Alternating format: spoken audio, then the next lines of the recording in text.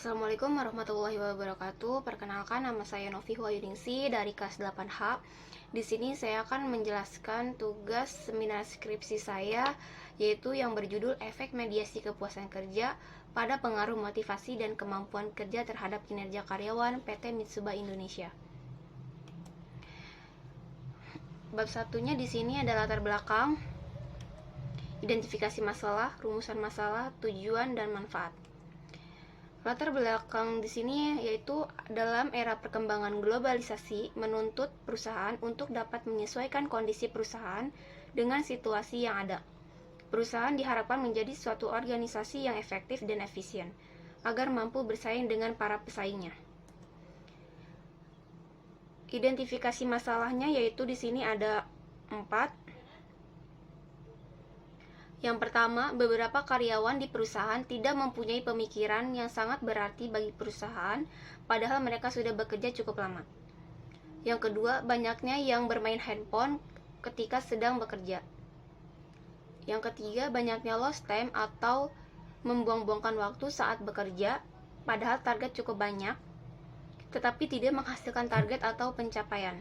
Yang keempat, banyaknya sebuah barang NG yang lolos ke proses berikutnya, sampai pada akhirnya adanya klaim dari proses lain atau lain-lain. Rumusan masalah.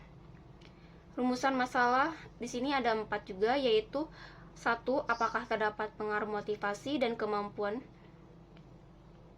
kerja terhadap kinerja karyawan?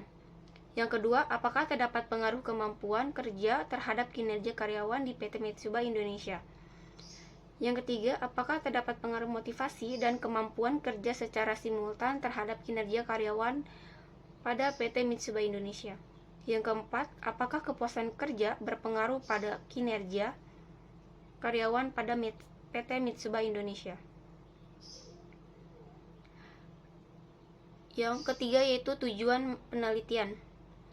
Tujuan penelitian di sini ada 4, yaitu untuk mengetahui apakah terdapat pengaruh kepuasan kerja terhadap kinerja karyawan.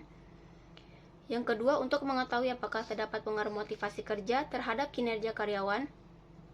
Yang ketiga, untuk mengetahui apakah terdapat kemampuan kerja terhadap kinerja karyawan.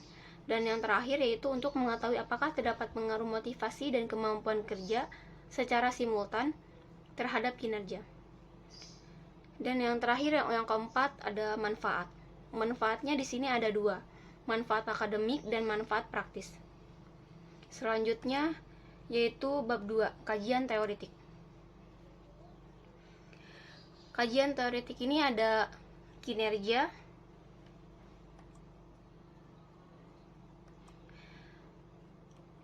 kinerja adalah hasil kerja secara kualitas dan kuantitas yang dicapai oleh seseorang pegawai dalam melaksanakan tugas-tugasnya. Adapun faktor-faktor kinerja. Faktornya yaitu terdapat 5, faktor efektivitas dan efisiensi. Yang kedua, faktor otoritas, faktor kemampuan, faktor motivasi, dan faktor disiplin dan inisiatif. Yang kedua ada karakteristik. Karakteristik di sini yaitu ada berani mengambil keputusan, beberapa hal, memiliki tujuan yang realistik, memiliki rencana kerja yang menyeluruh dan berjuang merealisasi tujuannya. Dan ada unsur kinerja. Unsur kinerja di sini ada kesetiaan, prestasi, kejujuran, kedisiplinan, kreativitas, kerjasama, kecakapan, dan tanggung jawab. Dan yang terakhir yaitu indikator kinerja karyawan. Ada hasil kerja, wewenang, dan tanggung jawab. Pekerjaan haruslah dilakukan secara legal. Pekerjaan tidaklah bertentangan dengan moral atau etika. Yang kedua yaitu motivasi. Di sini motivasi adalah sesuatu yang menimbulkan semangat atau dorongan seseorang atau kelompok kerja agar mereka mau melaksanakan sesuatu yang telah ditetapkan. Tujuan motivasi ada 3, meningkatkan moral dan kepuasan kerja, meningkatkan produktivitas kerja, kestabilan pegawai perusahaan. Yang ketiga, indikator motivasi. Indikator motivasi terdapat dua, yaitu indikator langsung dan indikator tidak langsung. Dan yang keempat yaitu kemampuan. Kemampuan kerja adalah potensi yang ada dalam diri seseorang untuk berbuat sehingga memungkinkan seseorang untuk dapat melakukan pekerjaan tersebut atau hasil yang dicapai memperlakukan dengan baik bisa sejak lahir ataupun tidak. Jenis-jenis kemampuan.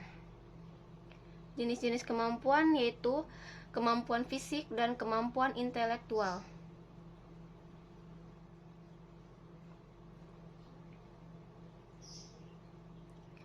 Yang kedua yaitu faktor-faktor kemampuan. Faktor-faktor kemampuan ada 3, yaitu faktor pengetahuan, faktor pelatihan, faktor pengalaman kerja. Dan yang ketiga ada indikator kemampuan. Indikator kemampuan yaitu keterampilan, pengetahuan, pengalaman kerja. Dan yang terakhir yaitu ada kepuasan kerja. Kepuasan kerja adalah perasaan yang dirasakan seseorang, baik senang maupun tidak senang. Kepuasan kerja bagi pegawai sangat penting dalam meningkatkan semangat dalam bekerja. Adapun faktor kepuasan kerja. Faktor kepuasan kerja yaitu ada kedudukan, pangkat, jaminan finansial dan sosial, mutu, pengawasan, kesempatan untuk maju, keamanan kerja, gaji perusahaan, dan manajemen, pengawasan dan kondisi kerja, dan fasilitas. Indikator-indikator kepuasan kerja. Indikator kepuasan kerja terdapat 5, yaitu kepuasan terhadap itu sendiri, kepuasan terhadap gaji, kepuasan terhadap kesempatan, kepuasan terhadap supervisor, kepuasan terhadap rekan kerja. Dan yang terakhir yaitu ada bab 3 tentang gambaran umum PT Mitsubishi Indonesia. Ada populasi dan sampel, teknik pengumpulan data, dan teknik analisis data. Populasi dan sampel. Populasi dan sampel adalah populasi wilayah generalisasi yang terdiri atas objek, subjek yang mempunyai kualitas dan karakteristik tertentu yang ditetapkan oleh peneliti untuk dipelajari kemudian ditarik kesimpulannya. Sedangkan sampel adalah bagian dari jumlah dan karakteristik yang dimiliki oleh populasi. Di sini ada teknik pengumpulan data. Teknik pengumpulan data yaitu ada uji validitas dan reliabilitas. Dan yang terakhir ada teknik analisis data. Teknik analisis data ada statistika deskriptif, uji asumsi klasik, uji analisis, dan uji hipotesis.